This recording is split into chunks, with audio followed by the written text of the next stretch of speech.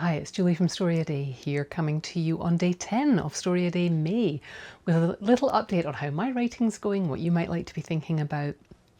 Let me tell you this, yesterday I was writing from a place that was a little bit fueled by rage. There's stuff going on in the world, in your life, and I don't know about you, but I feel things strongly, right? And if things start to bubble up, if they don't go somewhere, then look out world, look out family mostly. So I was writing yesterday from a place of being really annoyed about something.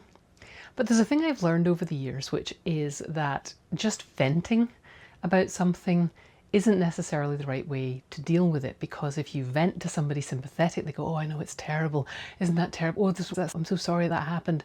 You spend a lot of time in the negative emotions.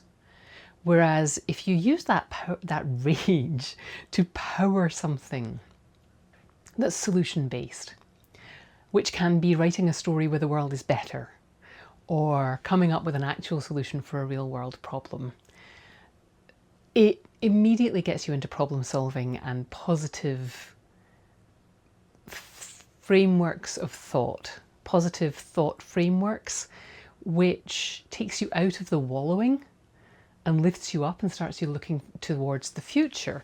I used to have a boss who, we worked for a very small company, he owned it, and if something went wrong, he'd go, don't tell me what the problem is, tell me what your solution is.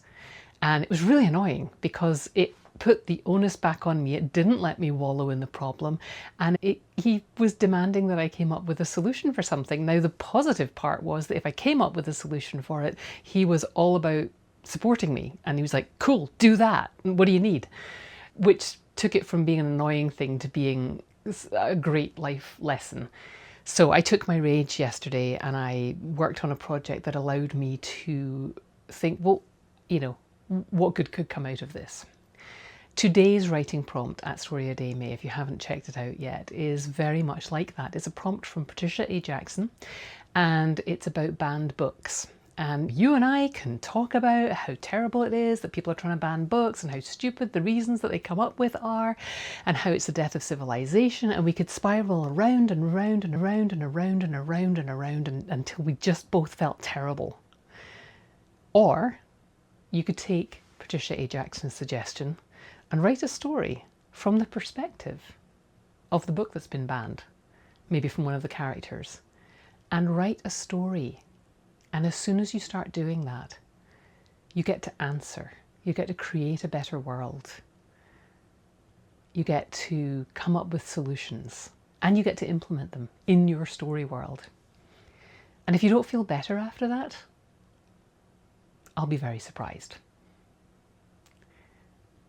So that's what's going on here today for me at StoryADay. Your mission, should you choose to accept it, is to write a story today that taps into something that irritates you and use that as fuel for something that turns into something creative and wonderful and that lifts your mood, even if it just drains the poison.